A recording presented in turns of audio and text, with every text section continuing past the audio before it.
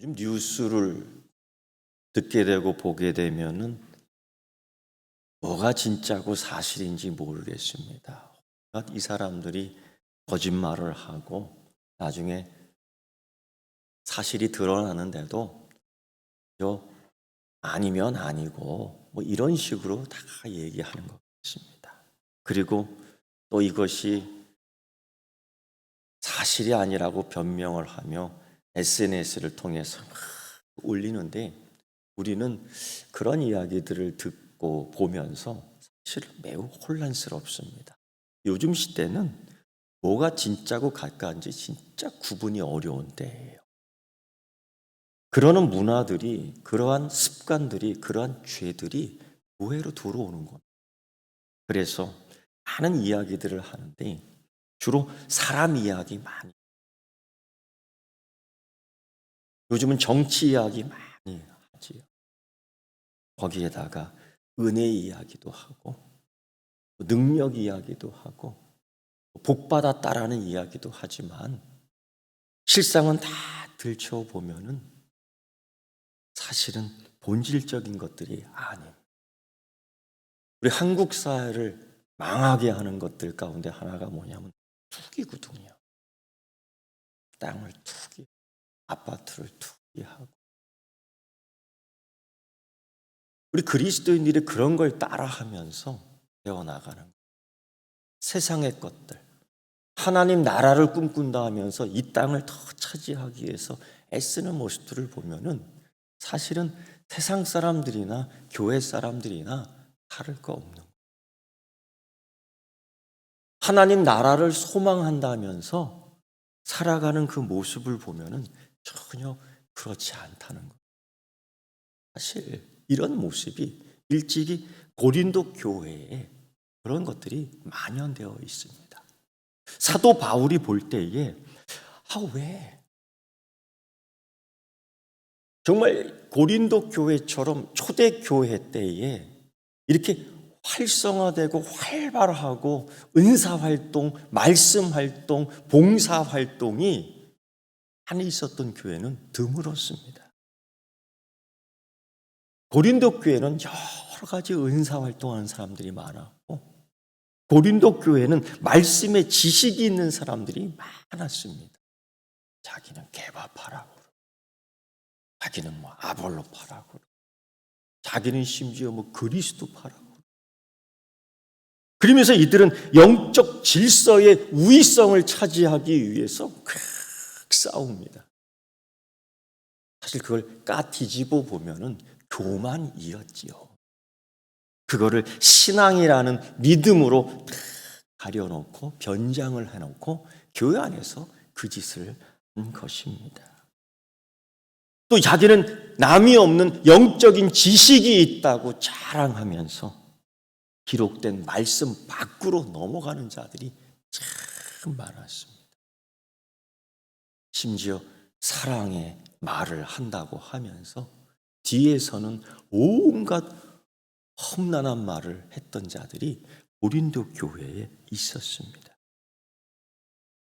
그 고린도전서 6장 9절부터 11절의 말씀을 보면 바울이 얼마나 고민을 했는지 모릅니다.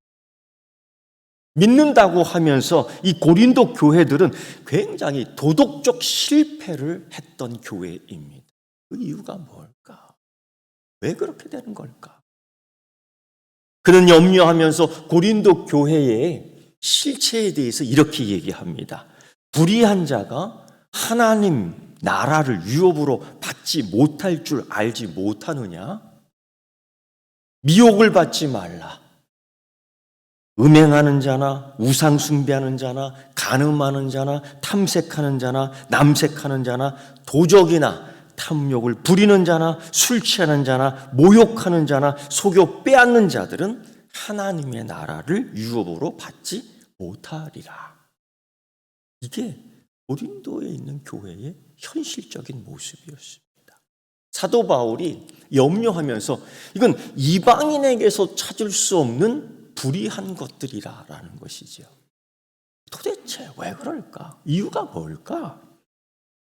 바울은 고민하면서 그 문제의 원인을 찾아내는데 바로 예수 그리스도, 예수의 죽음과 부활을 제대로 알지 못하기 때문이에요. 어떤 이들은 실제로 부활이 없다라고 하는 자들도 그 교회에 있었습니다. 그러니까 부활을 믿지 않는 겁니다. 부활을 믿지 않는 신앙이기에 예수는 죽었다고만 알고 있기에 거짓을, 험한 말을 해도 남의 걸 속여 빼앗아도 꺼리낌이 없는 겁니다. 그리고 교회에 나오는 온갖 음란한 잡스러운 삶을 살아도 뭐 어때? 하면서 나오는 헛되이 되는 것이죠. 헛되이 되는 것입니다. 이런 가운데 사도 바울은 이 예수의 죽음과 부활에 대한 이야기를 다시 함으로 우리 신앙의 본질이 무엇인지, 예수의 죽음과 부활이 없는 복음, 예수의 죽음과 부활을 믿지 않는 교회는 없는 것처럼 다시금 그들이 잃어버린, 이해하지 못하는, 알지 못하는, 믿지 못하는 예수의 죽음과 부활을 다시 이야기하는 것. 이게 고린도전서 15장 1절부터 11절의 이야기입니다. 고린도 교회는 신앙의 본질이 이미 희석되어 버리기 시작했습니다. 요즘 코로나19라는 전염병으로 인하여 교회의 가치와 본질도 상당히 떨어졌습니다. 사람마다 코로나19 때문에 다 죽는다는 소리를 하는데 교회도 세상이 이야기하는 소리와 다르지 않게 그냥 해나갑니다. 곰곰이 저는 목회자로서 생각해 봤습니다. 이때에 알 수 있는 거죠. 이때에 교회를 볼 수 있는 거지. 그리고 이때에 우리 신앙의 모습을 바로 알 수 있는 겁니다. 저는 그렇게 생각했습니다. 하나님이 마지막 심판의 연습을 시키는 때이구나. 이것 또한 경건의 훈련입니다. 사도 바울은 이 경건의 훈련이 이 생과 내 생에 힘이 있고 능력이 있고 복이 있다라고 말씀하셨습니다. 여러분, 하나님의 심판이 갑자기 임할 때 여러분 어떻게 대처할 겁니까? 아이고 죽겠다, 아이고 죽겠다, 아이고 죽겠다 이렇게만 하겠습니까? 마치 예수님께서 키질을 하시는데 알곡과 가라지가 흩어져 분리, 구별될 때에 여러분 어디에 속하는지, 어디에 속할 것인지 사실은 안심할 수는 없는 겁니다. 마치 이 기간이 우리 하나님께서 애굽의 종살이였던 자들을 더 거룩한 백성으로, 하나님 택한 백성으로 복지식의 광야로 이끌어냈다라면, 광야로 이끌어낸 과정이라면 우리가 계속 하나님을 향해서 죽겠다, 죽겠다, 죽겠다라는 소리만 해야 됩니까? 별 다르지 않는 거예요. 광야로 나와서 수박을 찾고 참외를 찾고 부추를 찾는 그들과 뭐가 다르겠습니까? 우리를 죽이려고 여기까지 인도했다라는 그들의 원망과 불평이 다르지 않음이 뭐가 있겠습니까? 고로 그들과 똑같이 앵무새처럼 말하지 말고 이제는 이때 하나님 우리의 경건을 찾을 수 있게 하심을 감사하고요. 좀 더 교회 회복을 말씀으로 찾을 수 있게 하심을 감사하고요. 이때 하나님의 심판의 연습 속에 기질하는 가운데 내가 알곡에 속하는 경건의 훈련을 할 수 있어서 감사하고요. 사는 것이 우연이고 사는 것이 내 열심으로 사는 것이 아니라 하나님 지키심에 임만을 주시는 하나님의 은혜를 알고 지금까지 지켜주신 은혜에 감사할 줄 알고요. 사실은 그런 신앙을 회복해야 합니다. 그래서 여러분, 더 감사하는 여러분이 되기를 축도합니다.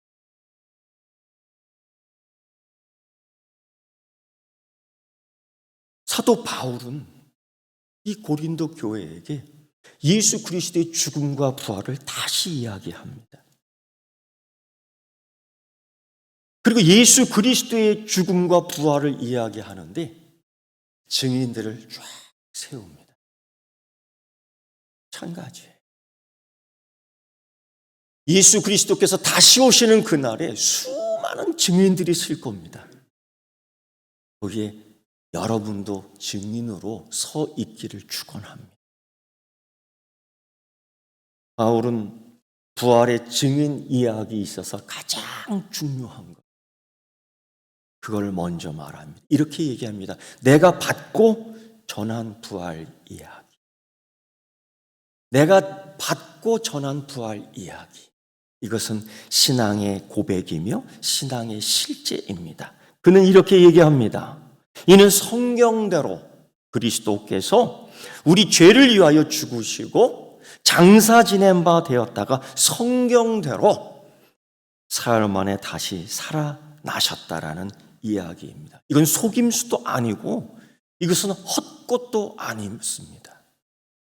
이건 매일 우리가 신앙 고백하듯이 장사된 지 사흘 만에 죽은 자 가운데서 다시 살아나셨다라는 우리가 받은 신앙 고백과 동일한 것입니다. 또 바울은 이 고백 속에서, 이 사실 속에서 이렇게 얘기해요. 죽음과 부활이라는 이 두 핵심의 사건은 성경에 따라 발생했다. 성경에 따라. 마태나 마가나 누가나 요한도 예수 그리스도의 고난과 죽음을 누누이 이렇게 강조했습니다. 성경에 응하게 하려고. 성경을 응하게 하려고. 성경에 쓰여진 대로. 그 이유는 무엇입니까? 여러분, 죽음과 부활이라는 것은, 이 죽음과 부활이 보여주는 현실은 인간의 한계성을 확인하는 겁니다. 죽음과 삶, 죽음과 부활이라는 것은 우리 영역 바깥에 있는 하나님의 역사. 예수 그리스도의 죽음과 부활은 하나님의 계획과 섭리에 철저히 있었다는 것이죠. 하나님의 계획과 섭리로 성취한 일이라는 것입니다.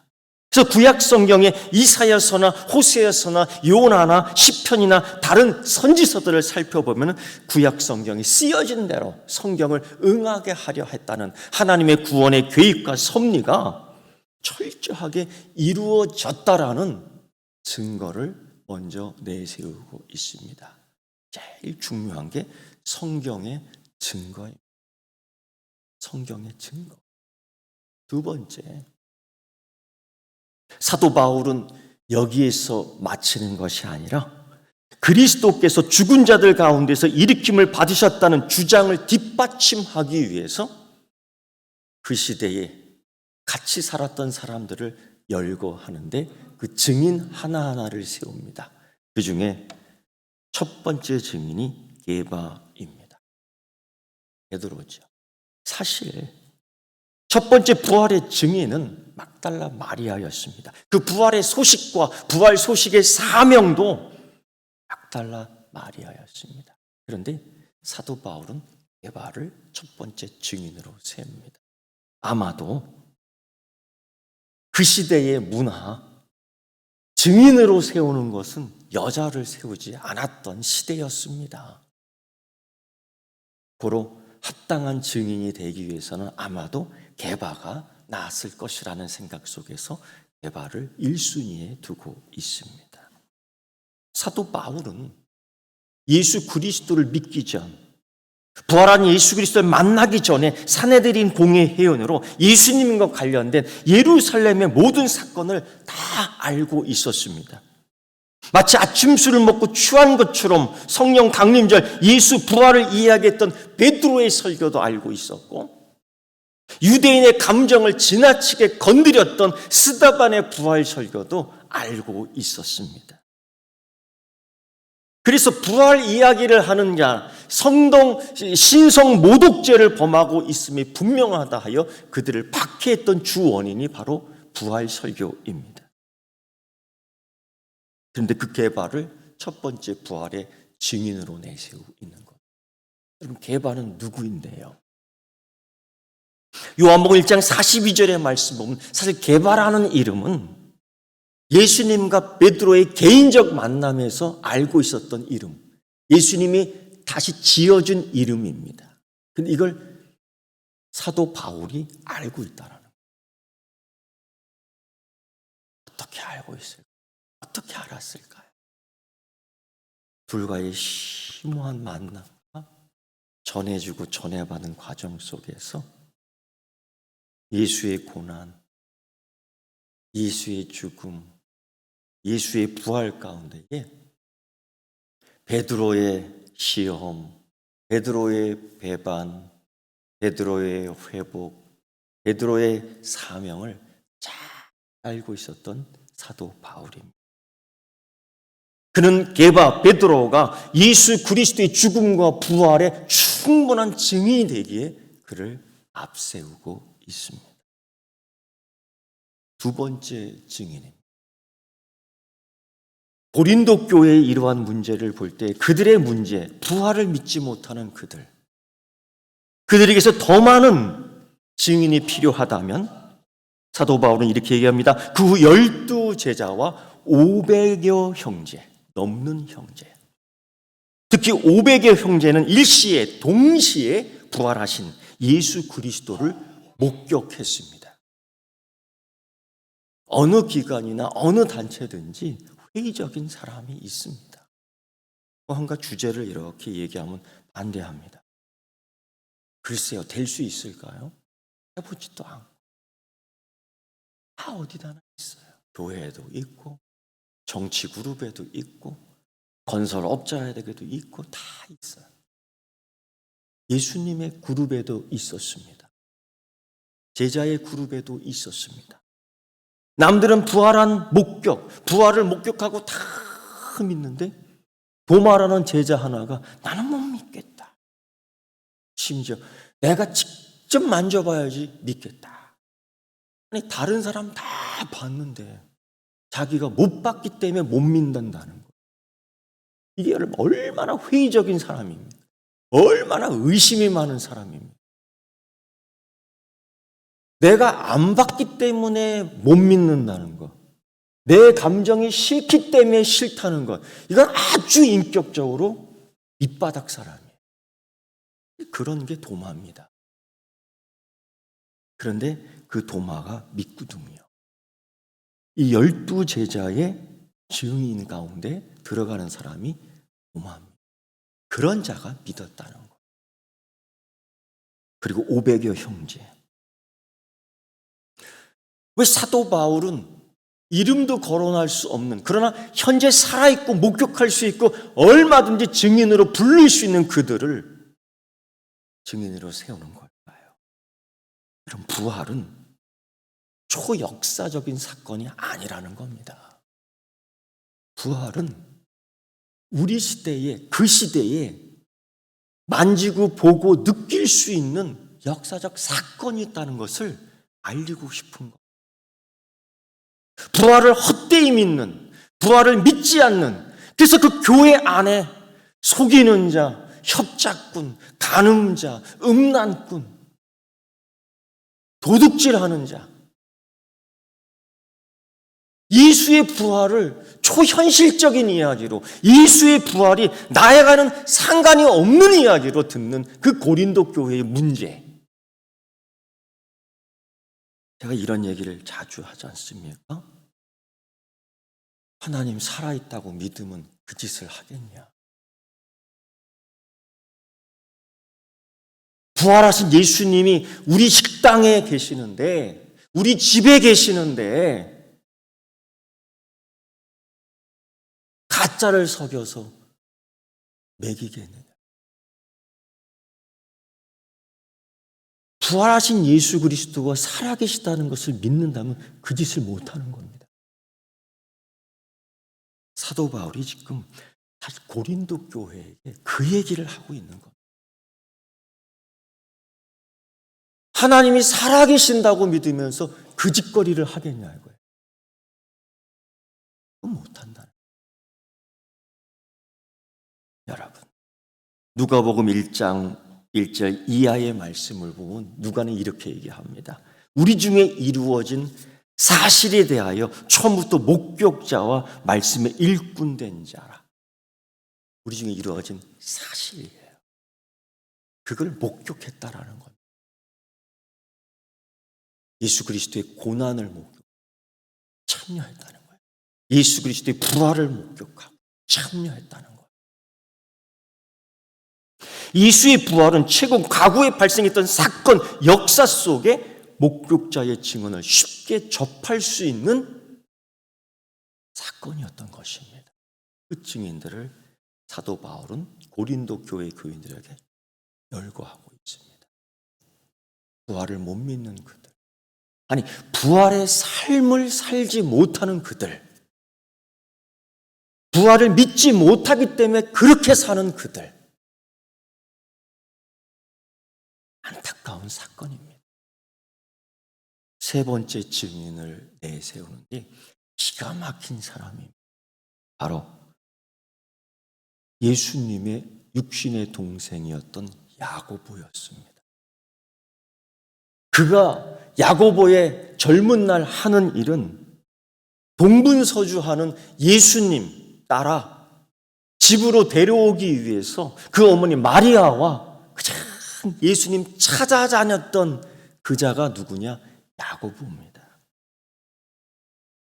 예수님이 그리스도이심을 믿지 않았기 때문에 예수님에게 형, 엄마가 지금 밖에서 기다려, 빨리 오셔! 이랬던 자입니다. 예수님은 목수 아버지 요셉과 어머니 마리아 그리고 누이 동생들까지 있었고 그 형제들은 야고보, 요셉, 시몬, 유다가 있었습니다. 성경에서 증거하고 있는 겁니다. 요한복음 7장 5절에는 이렇게 얘기합니다. 이는 그 형제들까지도 예수를 믿지 아니하더라. 그리스도이심을 믿지 않는 겁니다. 그래서 예수님께서는 마태복음 13장 57절에서 선지자가 자기 고향과 자기 집 외에서는 존경을 받지 않음이 없느니라고 이야기했던 것입니다. 야고보는 한 집에서 예수님과 함께 생활했던 자입니다. 그저 빵 한 조각 뜯어먹으며 나누었던 사람이 예수님이었습니다. 그런데 그가 지금은 예루살렘 교회의 굉장히 중요한 지도자가 된 겁니다. 야고보가. 예수 그리스도의 고난과 예수 그리스도의 부활을 목격한 자들이 함께 모여 교회를 세운 예루살렘 교회의 지도자가 된 겁니다. 그것은 야고보도 예수 그리스도의 죽음과 부활을 믿는 증인으로서 앞장섰기 때문입니다.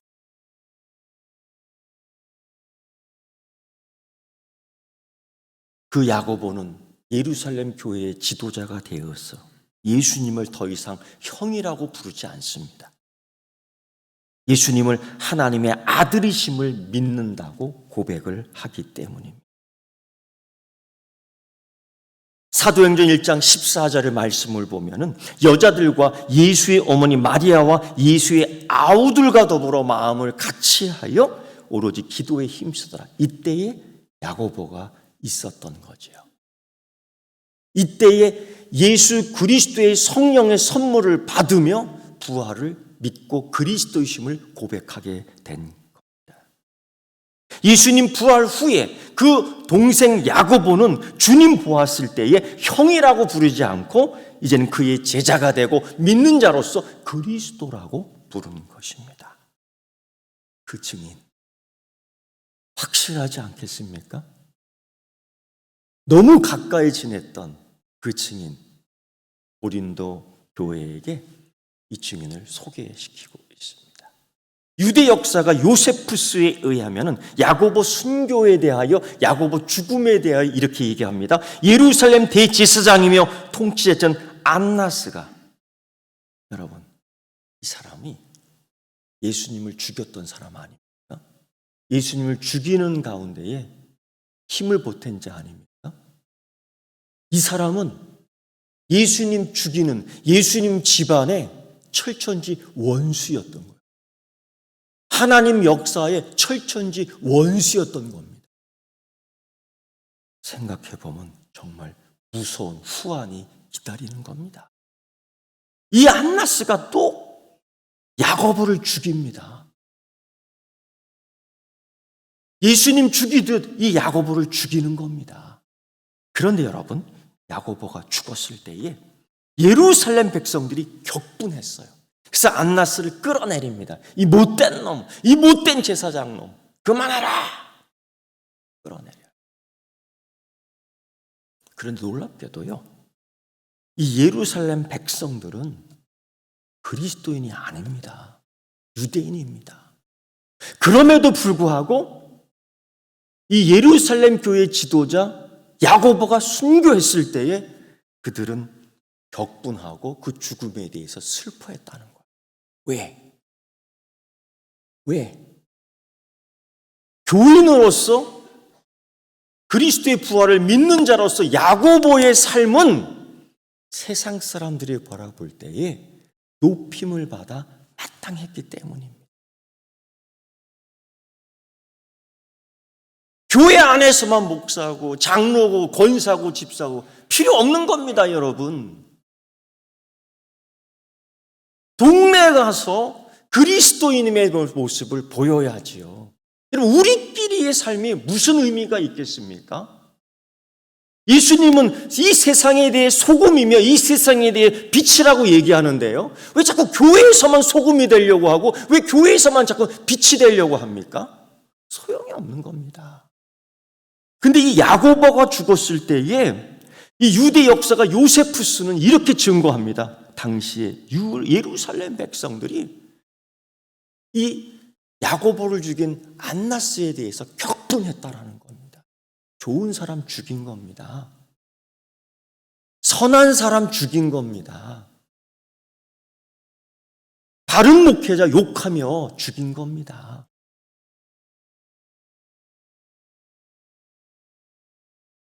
사도 바울, 이 야고보를 증인으로 내세우고 있는, 부활을 믿었던 사람, 부활을 목격했던 사람, 부활을 경험했던 야고보의 삶이 굉장히 중요한 것이죠. 네 번째 증인을 또 내세웁니다. 부활을 증거하기 위함이죠. 바로 그는 이렇게 얘기합니다. 맨 나중에 만삭되지 못하여 난 자, 누구겠습니까? 자기 자신이에요. 죽어도 죽을 만한 만삭되지 못한 자, 죽는 자입니다. 그 정도의 존재 가치밖에 없는 나에게 부활하신 예수 그리스도께 나타나 나를 사명자로 만드셨는데 그게 은혜라는 겁니다. 바울은 특별한 배경이 있습니다. 그는 로마 시민권이었습니다. 아무도 가질 수 없는 특권입니다. 그는 헬라어에 능통했습니다. 아니, 그는 히브리어도 잘했습니다. 그는 베냐민 지파에 속한 바리새인이요, 정치, 권력, 종교, 권력 다 갖고 있었던 사람입니다. 그는 예루살렘에서 엄격한 종교적 훈련을 받았습니다. 언약 관계의 부분 속에서 그는 할례까지 받은 유대인 가운데의 유대인이었습니다. 그는 천막을 제조하는 직업도 있었고 기술도 있었습니다. 그런 모든 삶의 배경이 그 전 생애에 큰 영향을 주었습니다. 하지만 사도행전의 기록을 보면 예수 믿는 사람 죽이는 데 있어서 앞장섰던 사람입니다. 예수 믿는 사람 잡아 죽이는데 살인 면허를 가졌던 사람입니다. 그는 최초의 007 같은 사람입니다. 그 살인 면허를 가지고 누구를 제일 먼저 죽였냐면은 초대교회 7 집사 가운데 한 사람인 스데반을 잡아 죽였습니다. 부활을 이야기하며 부활을 증거하고 부활을 설교했던 증인 가운데 한 사람을 공공의 적으로 몰아 죽이는데 바울이죠. 부활한 주님을 만나기 전, 중생하기 전 그는 스데반의 죽음은 마땅한 것이고 예수님 믿는 자를 죽이는 것이 자기의 사명으로 살았던 사람이었습니다. 그런데 그런 바울이 이렇게 얘기하는 거예요. 내가 나된 것은 하나님의 은혜로 된 것이니 내게 주신 그의 은혜가 헛되지 아니하. 이 헛되다라는 의미는 뭐하고 관련인가 하면 부활을 믿지 않기 때문에 헛되는 거예요. 헛되지 않다라는 것은 부활이 실제의 일이기 때문에 헛되지 않다라는 거예요. 고린도 교인들에게 가장 자신 있는 증인은 바로 자기 자신이에요. 그러한 내가 다메섹 길 위에서 부활한 예수 그리스도를 만났다라는 겁니다. 그 이야기가 얼마나 중요하냐면 사도행전에서 무려 3번씩 나옵니다. 9장에, 22장에, 29장에 나오는데 굉장히 충격적인 사건으로 나옵니다. 그래서 자기 자신은 귀도 먹고 눈도 멀고 입도 닥치고 만삭되지 못한 자가 죽는 것처럼 그렇게 죽어갈 때에 부활하신 예수님께서 살려주셨다는 거죠. 그때 만난 이야기를 고린도교회에 있는 거예요. 바울은 고린도 교인들에게 예수의 죽음과 무덤으로부터로 그의 부활에 대한 초점을 둔 복음 선포를 했습니다.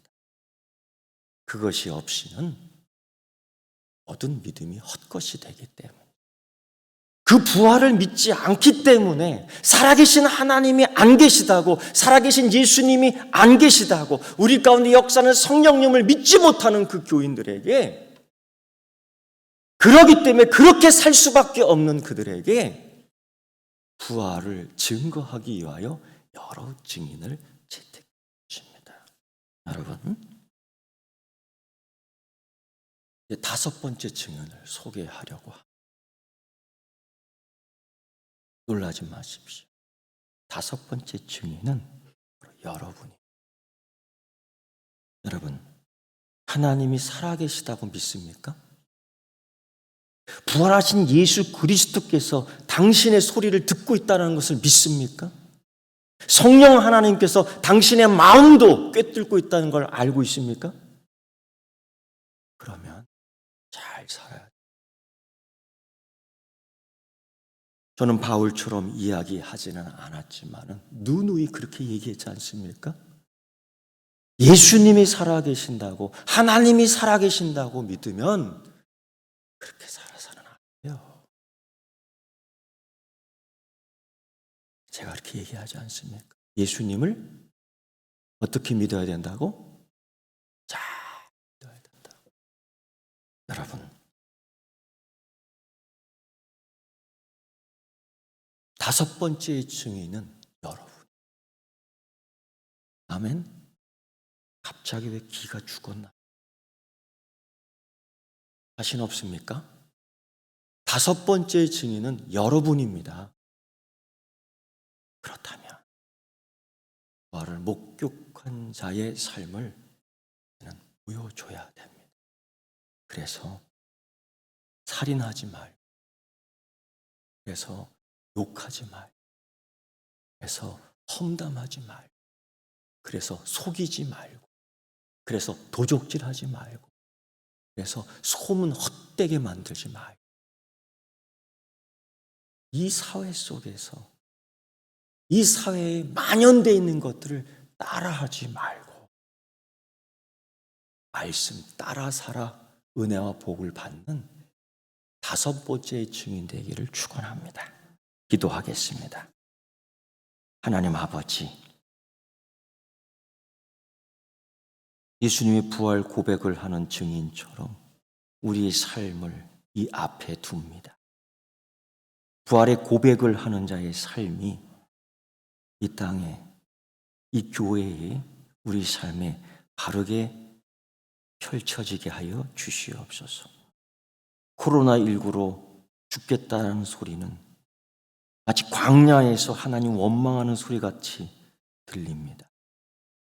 하나님, 세상이 외치는 원망의 소리를 똑같이 하지 않게 하시고 이제는 이때 구별되게 하시고 깨닫게 하시고 알게 하시고 바르게 서게 하시고 미래의 소망을 주신 하나님께 감사하는 자가 되게 하여 주시옵소서. 사도 바울처럼 부활하신 예수 그리스도께 사나 죽으나 하나님께 영광이라고 했는데 그 신앙, 부활신앙 따라가는 자 되게 하여 주시옵소서. 예수님의 이름으로 기도드리옵나이다.